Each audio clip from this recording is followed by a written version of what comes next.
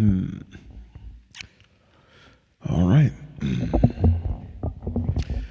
It's time to make some people upset today. I'm gonna wait. I'm gonna wait till some people get in this John. Oh, stuff going down. Ooh, yeah.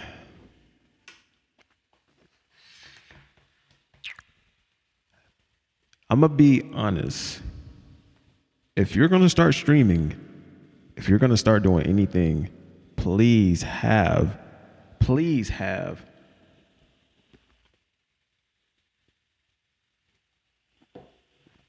please have real estate, desk real estate, because I don't have much of it.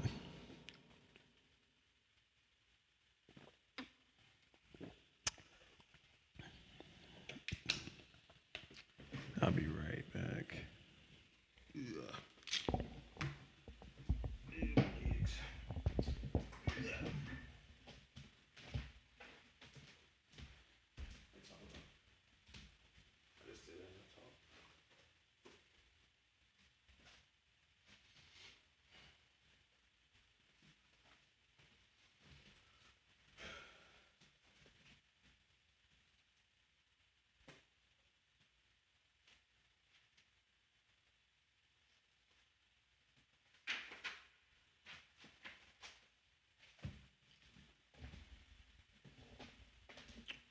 Oh Lordy. Yeah.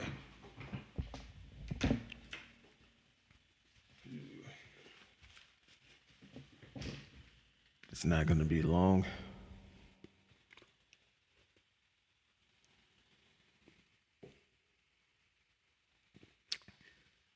Yeah.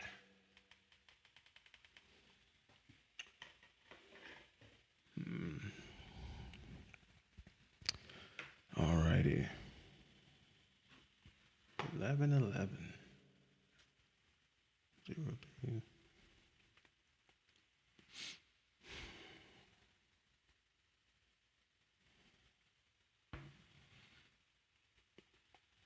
Please, if you're gonna start streaming or you're gonna start making videos, please get a bigger desk.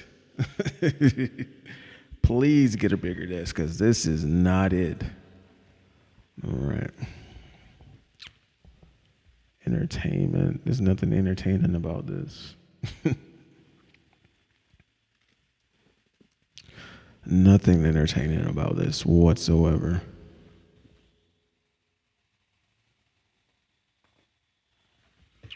Nothing.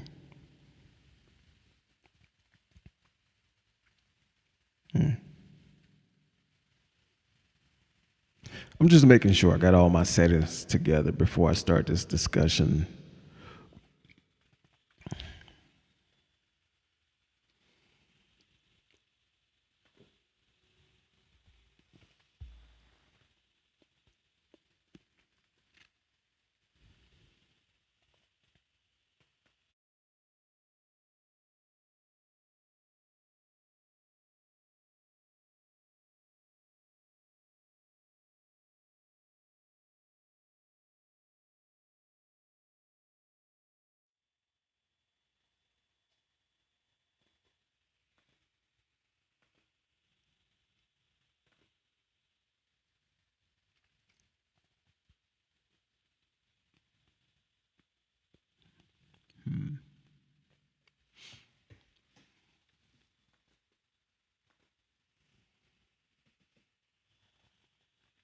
All right, we're back.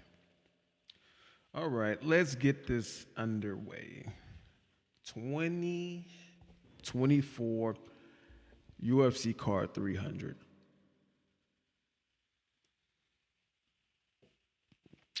I don't think nobody's disputing this is not one of the greatest, was one of the greatest cards that's ever put on. I don't think nobody's disputing that. But this is what I'm disputing. And I need a little bit more understanding of, better understanding of what are the qualifications of an MMA legend. I'll be right back. Oh, gotta cut my orange.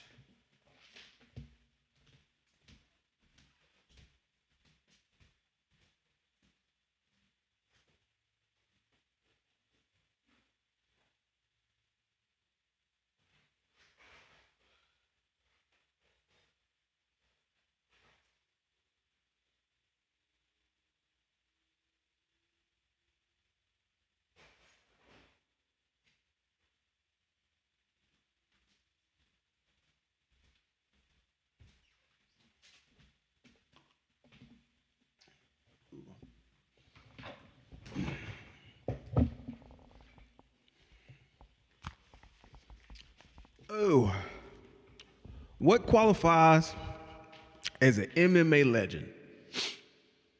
So building up to this fight, they went and got Jim Miller, right? And this is no knock on Jim Miller. This is no knock on Jim Miller whatsoever. I think Jim Miller is a great guy. I think he's a hell of a fighter. I think he's a great fighter at that. To be in a company for how many years? How many years Jim Miller was in? Let's see.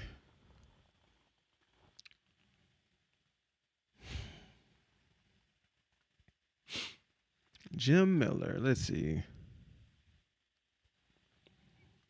I'm pulling it up on Wikipedia right now. Jim Miller made his debut in the UFC October 18th of 2008, right? So from 2008 all the way up until 2024, he's been in the UFC. I'm here to tell you people, man, longevity doesn't make you a legend. It makes you a good worker. Again, what constitutes a UFC legend?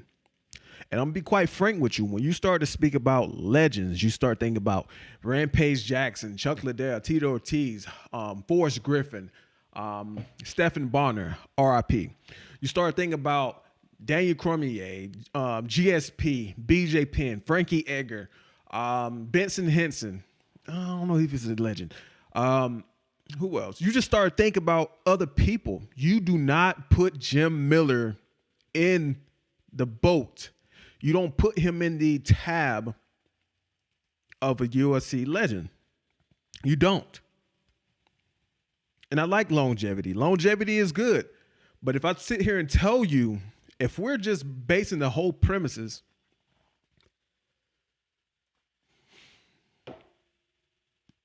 if we're basing the premises of a UFC legend based off longevity, if we're basing this off of longevity, Jim Miller does not meet the qualifications. Like, for instance, I'm going to compare this to the NBA, right? It was this guy, I forgot his name, but he was with the Miami Heat. Now, he's been with the Miami Heat for many, many years. He's been around in the NBA for many, many years. Jumped from team to team to team to team, all within the same organization, right? He's been in this organization for many, many years, but yet legend is not even surrounding his name. You just a good coworker. You just a good ass coworker. I hate to say it like this. I hate to make somebody mad, make somebody upset. That's my brother. Udonis. He's been in the NBA for a long time. But yet nobody knows his name. You actually have to research his name.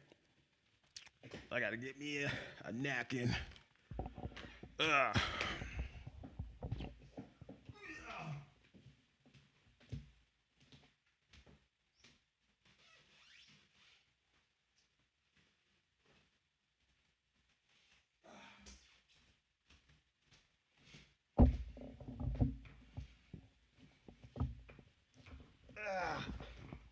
back.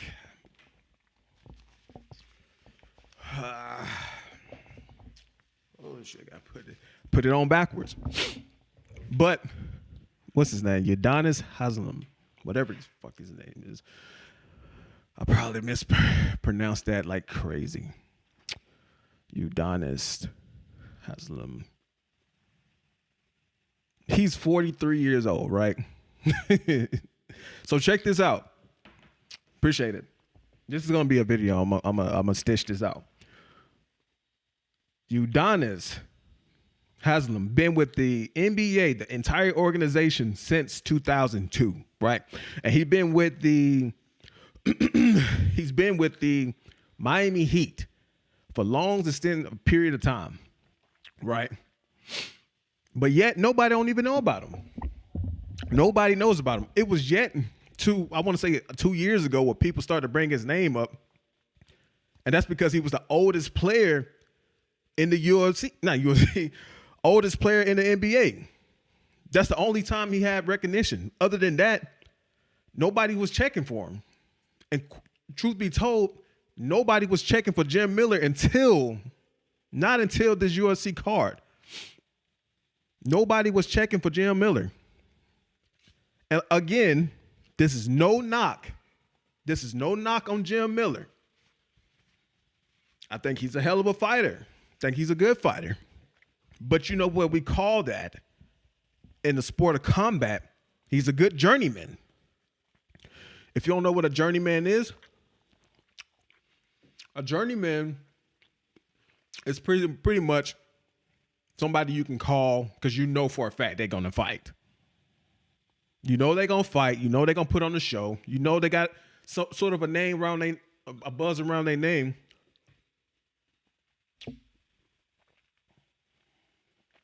You know there's a little buzz around their name. And you know they're going to fight. And that's what Jim Miller is. I would say he's a gatekeeper, but it's kind of hard to really sit down and break down in the UFC. I don't know what it constitutes as a gatekeeper in the UFC. But Jim Miller, he's not a legend. He's just a good worker. Just a good worker. And I know this might make somebody upset after I post this video. But he's just a good worker. And there's nothing wrong with a good worker. A good worker you can call on. You know they're going to be there. They're going to be on time. They're going to be ready to fight. And that's the most important pieces in UFC. Are you going to be there when it's time for someone to show up? And Jim Miller is there. Honestly speaking, how does Jim Miller, a legend, and he's yet to have a pay-per-view bout? He may have been on the card, but he was never the main event. Let me fact check that.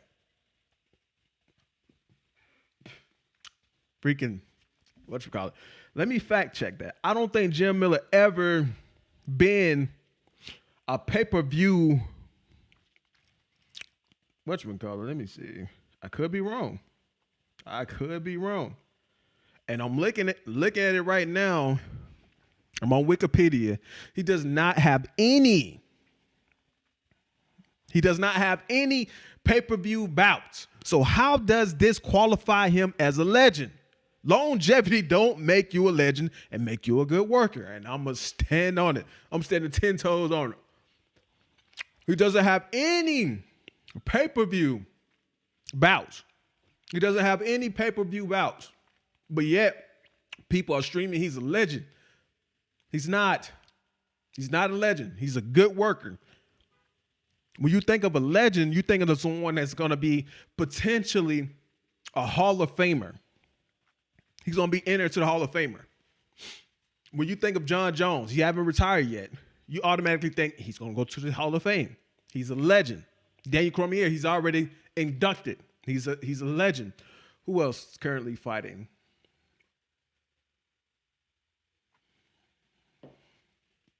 Khabib, I think he's already inducted. Legend. Legend is not even brought up when you're talking about Jim Miller. Holds the most fights. Okay, that's cool. You can hold that title. That's cool. That's great. That's awesome. But we got to keep in mind, UFC only been around since like the 1990s. UFC, mixed martial arts, the UFC is one of the youngest combat sports. So it's going to be easy to rack up these numbers. It's easy.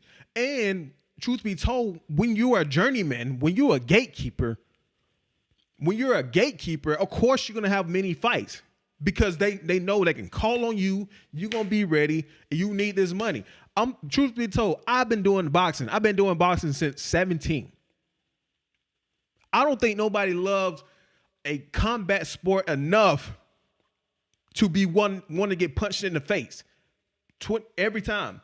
Every year he's been fighting, and I ain't pocket watching nobody. That's not me.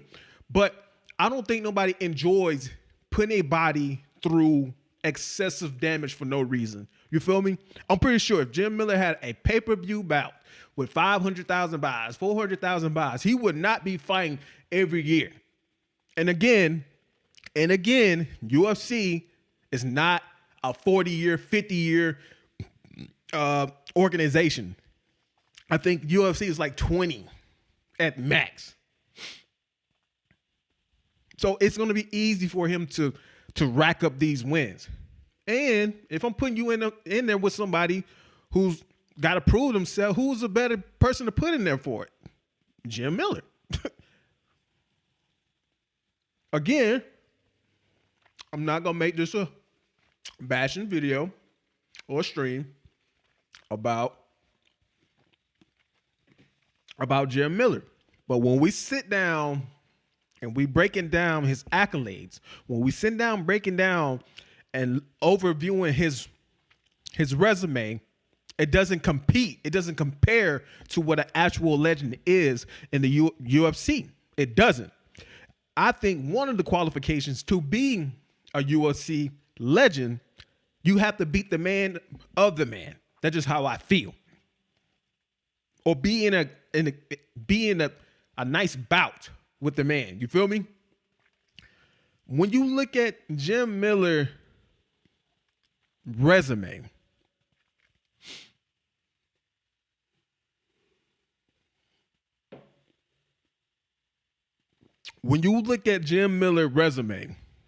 and you start to sit down and dissect and break down who he's fought, it doesn't compare to what an actual legend is. So I got his resume pulled up.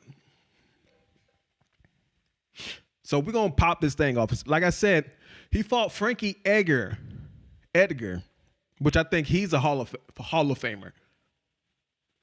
He lost to Frankie Edgar. Moving on. Then he fought Gray Maynard. Hell of a fighter. Dope fighter. He lost to him. Moving on up. He got a couple wins at this particular moment in his career. He's 13-2, right? But as you keep climbing up that ladder, it gets more and more intense.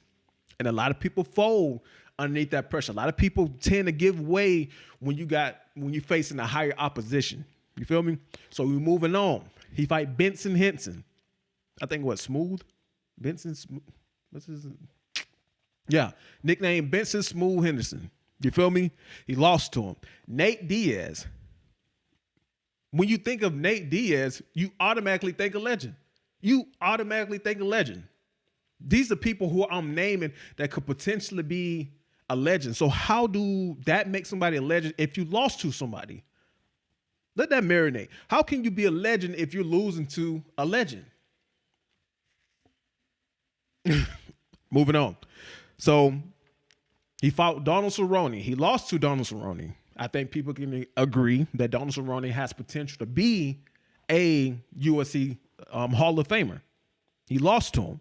Moving on up, he lost to this guy named Benel Darlish, whatever, however you pronounce his name. Michael Chesler. Then he lost to Diego Sanchez. Moving on up, who could potentially be a UFC Hall of Famer. He lost to Thiago Alves. Well, he beat Thiago Alves. I'm sorry. Then he lost to Dustin Poirier, Anthony Petty, Francisco Trinidad, whatever his name is. Then he lost to Dan Hooker. That's a four loss streak right there against the up and coming people. To me, it sounds like a journeyman, and it sounds like a gatekeeper, but I could be wrong. Moving on up. Lost to Charles Oliveira. Now, don't get me wrong. Going back on his resume, he beats Charles Oliveira. But when you sit back and look, that wasn't Charles Oliveira today. That was Charles Oliveira when he was up and coming. So does it count? Yes. But you didn't beat somebody who's in their prime, understanding how things works and understanding, etc. He beat Clay Guida, could potentially be a Hall of Famer. Then he lost to Scott Hotsman, Alexander Hernandez. He beat Donald Cerrone, and he lost to Bobby Green. So all these people who I just named off, you feel me? All these people I just named off. Some of them are legends, some are not. Again, how does that make him a Hall of Famer? That's it. That's all I want to know. Longevity does not make you a Hall of Famer. It just makes you a good worker. And I hate to be blunt about it, but hey, it is what it is. Jim Miller reminds me of that coworker when you get to the job and he knows this company, he knows this organization too, like the back of his hand. He understands it. He know the ins and outs, understand this and that third. He have no ambition to move up the ranks. He's content of where he's at. That's what Jim Miller reminds me of. Okay. So, again, what makes a UFC fighter a legend? That's it. That's all I want to know, man. That's all I want to know. So, what is a UFC Hall of Famer? I'm looking up UFC Hall of Famers right now. And we moving on. I'm not set up here and do well on this, but UFC Hall of Famers. It was established in 2003, right? And this is just a brief overlay, you feel me, of UFC Hall of Famers.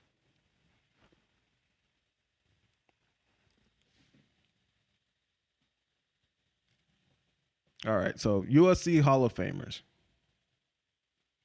You have Royce Gracie.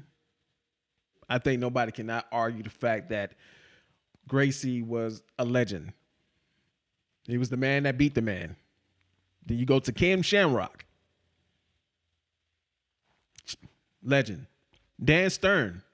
Severn. Legend. Brandon Couture. Legend. Mark Coleman. Legend. Chuck Liddell. Legend. Matt Hughes. Legend. Tito Ortiz. Legend. Boz Rutan. Legend. Matt Serra, Rich Franklin, Kevin Randleman. Did he pass away? He did pass away. RP to Kevin Randleman. Anderson Silva, Wanderlei Silva.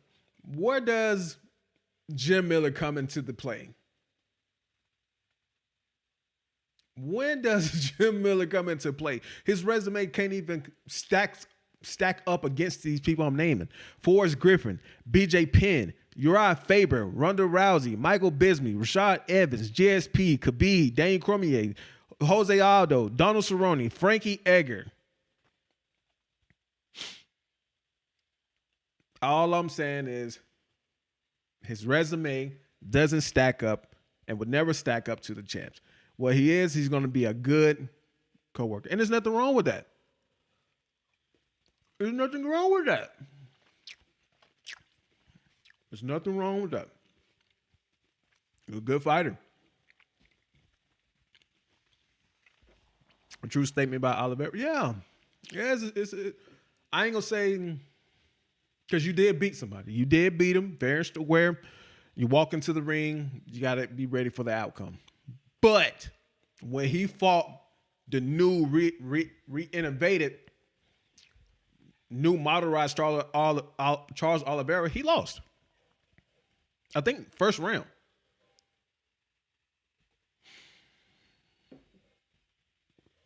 And to just further bring this on home, if I told you that Jim Miller is not the oldest active UFC fighter, you would not believe me. Jim Miller is only 40 years old. I think there are some 42, 43, and 44-year-olds that's been in the UFC a long periods of time and been fighting longer than Jim Miller, and they in the UFC. These are the people that can't retire. And I hate to sound mean, but that's the way it is. All right. I'm done talking about this. So, moving on. He's not a legend. He's a good coworker. It is what it is. We at 25 minutes. I'm going to do a little break. We're going to do a little breaky break. We're going to clip that. Oh, did I?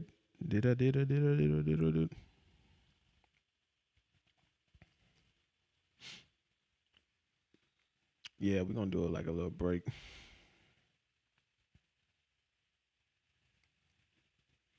I'm not going to stream that long. I'm just going to make this a simple little video because I've been on my mind. Moving on. MMA is the easiest sport to become a champion. I stand on it.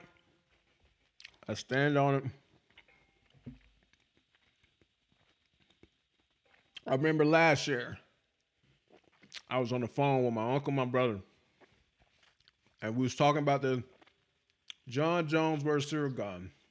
I actually picked Cyril Gane to win, but that was just me trolling. So, I sat down, and I remember telling him, I was sitting in the car, I was like, the UFC is easy to become a champion. And when I explained that to him, when I said that, they looked at me crazy. How can this MMA, Ultimate Fighting Championship, be easy to become a champion? And I told them, it's not that hard. It's not that hard. If a person cannot get you out your fighting, if they cannot get you out your fighting plan, get you out of your momentum of what your homegrown bread and butter, this is what you do day in, day out. If they cannot get you out, get you out your realm of fighting, it's going to be a problem. So they start talking. They was like, nah, you tripping, et cetera, et cetera.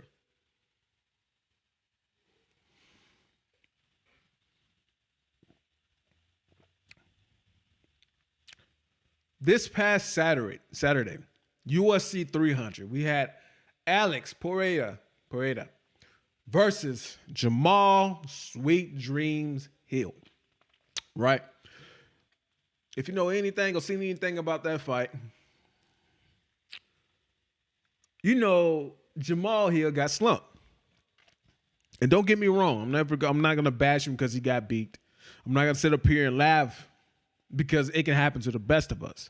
But when Jamal said he has to go in and fight him and knock him out, I knew right then and there Jamal Hill was going to lose this fight. Jamal Hill is going to lose this fight. He was going to lose this fight. Because let's get one thing understood. First thing first. Alex Pereira is a kickboxing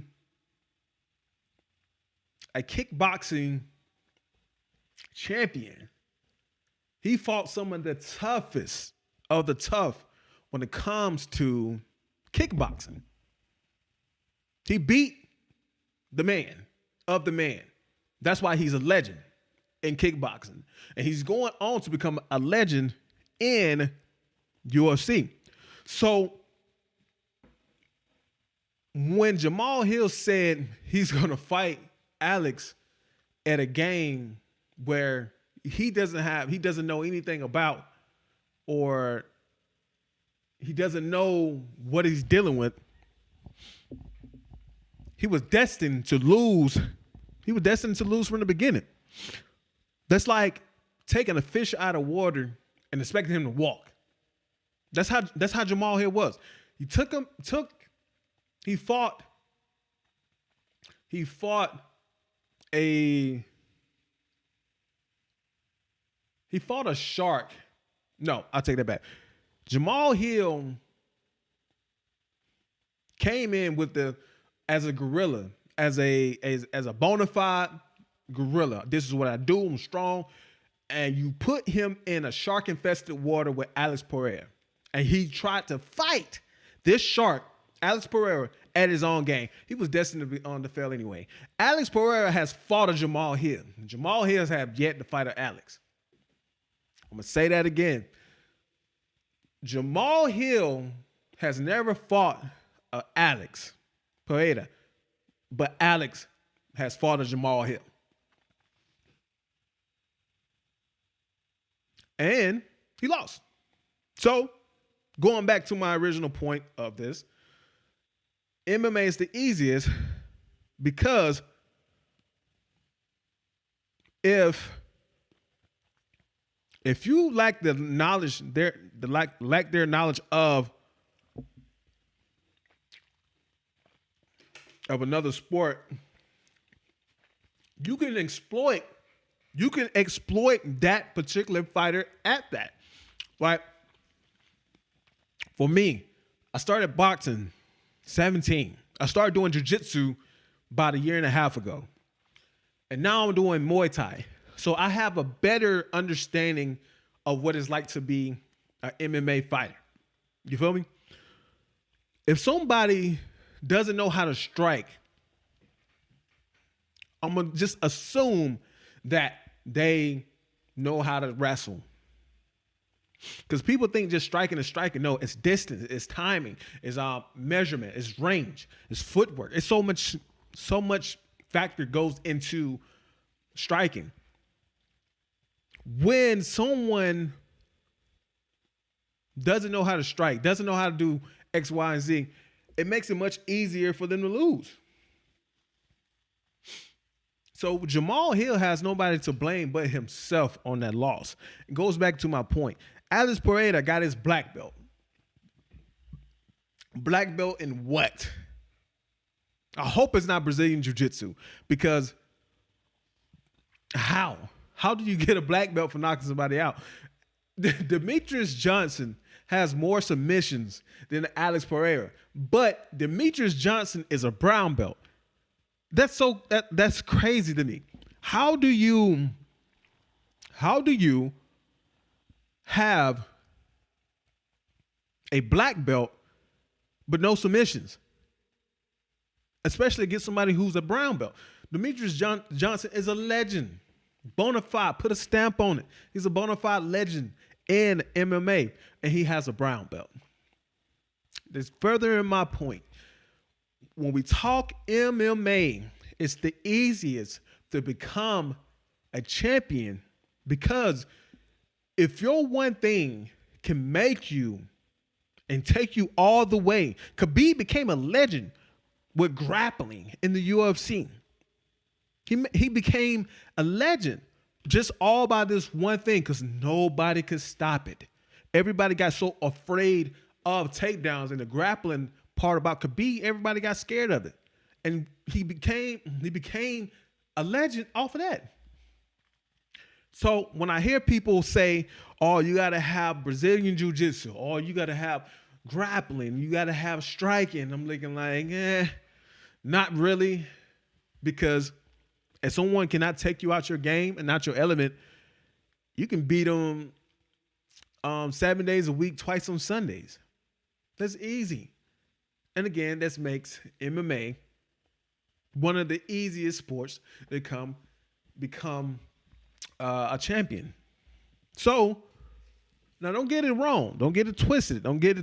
It would be ideal to have some form of grappling, some form of understanding when it comes to knowing mixed martial arts. Because there's, the truth be told, it's not too many mixed martial artists. It's not many mixed martial arts. When I think of a purist when it comes to mixed martial arts, I'm thinking of Anderson Silva, GSP. I'm thinking of John Jones, BJ Penn. I'm thinking someone who can hurt you on the ground and also hurt you standing up. Yeah. And Charles Oliveira has the potential to do that because he's dominant on his feet. He's dominant on the ground, but he just lacks the defense. It's not too many mixed martial artists per se. It's not. It's not. Because I give you one. Israel Adesanya, decorated kickboxer. Decorated. But as soon as he got taken down in light heavyweight division, he couldn't do nothing. He couldn't do anything. I'll give you another one. Sean Strickland. Sean Strickland, Brazilian Jiu-Jitsu black belt, and he boxes. He's a boxer. That's cool. That's fine and dandy. He's a boxer. He beat a decorated kickboxer, a modified shoulder roll, and a jab. And don't get it twisted. He did implement some of his wrestling. He did implement some of the things. I'm not knocking that. But his foundation is boxing and jiu-jitsu. And he only used boxing to beat Izzy.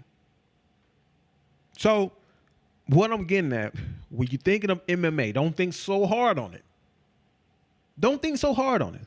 Because it's not as hard as you think it will be. All you need is to specialize in this one area, which I think it should be wrestling. Then you develop a striking. You will be all right in the UFC. You will be all right in the UFC. Because you can control it standing up and you control it standing on the feet. And it's totally different. The dynamics of UFC is totally different. Like with kickboxing, it's much harder than the UFC to me, personally. I'm going to explain why. If we have a room of 50 people, and out of those 50 people, some people specialize in Brazilian Jiu-Jitsu, some people specialize in kickboxing, combat sambo, boxing, karate, taekwondo. You're going to get so many different outcomes. But if you put someone in the room, if you had a room of 100 people and they all fought in kickboxing, boxing, or whatever realm they in, it's going to be much harder because this individual already knows what you know. So now it's become a thinking game. That's why some people can't watch boxing. Boxing can be a little bit boring to the casual fan, but when you sit down and understand that this person has set up a jab or he's moving to this way or he sent a trap, it gets more technical. It gets more thinking. It becomes more of a thinking game. Do you understand? So that's why I would personally say it's easy to become a UFC champion versus any other sport. Moving on.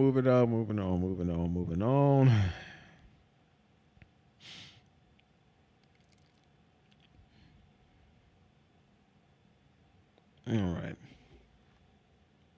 Take a little break. Enjoy my food.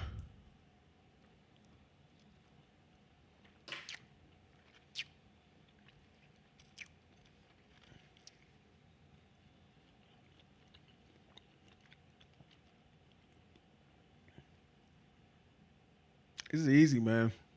And it's tough. I can't really explain it. If I were to do MMA, I'm doing boxing and I'm doing Brazilian Jiu-Jitsu. Yeah, I can do Muay Thai. But I feel like with Muay Thai, you're more injury prone because you're doing a lot of stuff. You're rotating your hips, your elbowing, and don't get me wrong, it's a different type of cardio. But I'm taking boxing. More Thai fighters don't move their head. More Thai fighters don't have good footwork. I kick the shit out of you, but if you're not in range to get kicked, doesn't really matter. Moving on. All right.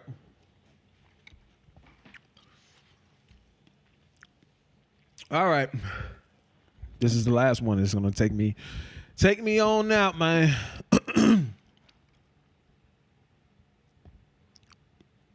All right, moving on. Deontay Wilder versus Zhang. Man, oh man, oh man. I'm gonna be the first to say it. I like Deontay Wilder. Both of these individuals are coming off a loss. They're coming off a loss. But this is a very, very, very, very, very bad matchup for Deontay Wilder. It's bad. It's gonna be. It's. I think Deontay Wilder is not the same Deontay Wilder. Whoa, the light came off, man. What the hell? My light came off.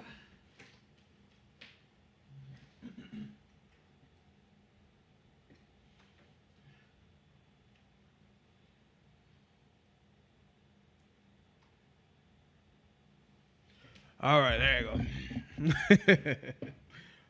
go. All right. This is a bad matchup for Deontay Wilder. Bad matchup for Deontay Wilder.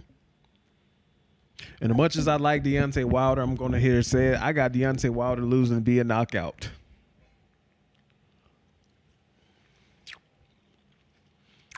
The reason why I got Deontay Wilder losing, Zhang is going to be the hardest puncher that Deontay Wilder has been against. Has fought against his entire career. And you lost to Tyson Fury. Don't get me wrong. You heavyweight division, everybody got power. But it's a difference between somebody who, it's a difference between someone that has strength, somebody just have power. You know what I'm saying? And Zhang has that power. I think Zhang was on a TKO knockout streak or something like that. Yeah. And Zhang used both of his hands. He used left, he used right. Decent defense. Deontay Wilder defense is very amateurish when it comes to fighting at the higher level, the upper echelon of people. And I got Deontay Wilder losing in devastating fashion. Now, don't get me wrong. He still got the equalizer in any sport, whether you're doing boxing, Muay Thai, MMA. Your power is one of the last things to leave you. Don't get that misunderstood. That's actually true. But power doesn't mean anything if you can't lend it. I'm gonna go ahead and put that out there. Power means nothing if you cannot land that punch. And I have Zhang landing more punches on Deontay Wilder than Deontay Wilder landing punches on Zhang. And if Joseph Parker was able to get to Deontay Wilder, 9 times out of 10, Zhang is going to be able to get to Deontay Wilder. And it's coming from a Deontay Wilder fan. Don't get it twisted. Don't get misconstrued. But if we're talking in the sport of boxing, Deontay Wilder, only reason why he was able to get by and so far into his career is because of that equalizer. But what happened when you take the equalizer away? What happens when you take the right hand away? What happened? You get results of a knockout. So I have Deontay Wilder beating.